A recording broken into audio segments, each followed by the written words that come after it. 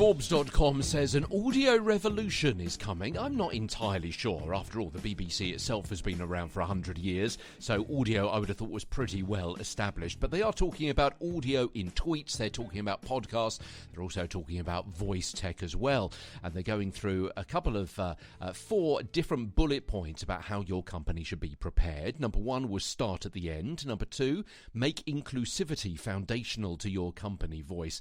And number 3, home in on tone and messaging.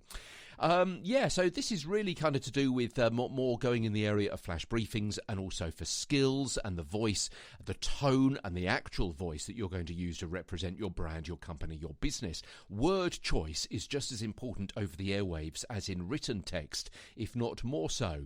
I would have thought that was a done deal. I would have thought that was pretty obvious. But it's not just word choice, is it? It's also about the inflection, the intonation, the prosody, and so on. Now, I've been involved with radio, with audio for nigh on 30 years in the BBC and outside. I've written several books on presentation and production using the human voice. I've taught some of the UK's biggest names in news reading and presentation style about how to use their voice, what to say, how to say it, how to have conversations, how to read from scripts to make it sound conversational. So I think I kind of know this kind of stuff.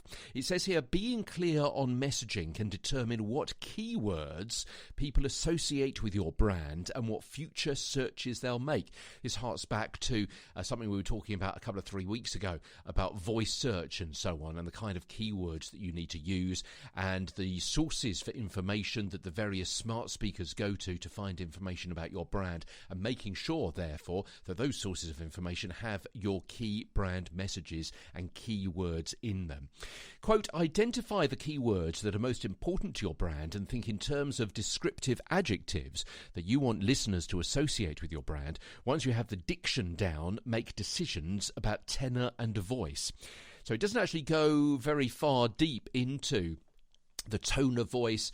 It briefly mentioned the words used, but nothing about the tone of voice, the speed, the pauses, the presentation, the pitch, the style, anything like that. And you know what? Most people don't understand that kind of stuff. So if you want to know a bit more about that kind of stuff, watch this space or get in touch with me, and I can help you with the presentation either of the human voice or to make your AI voice sound much more human-like as well. I know about this stuff.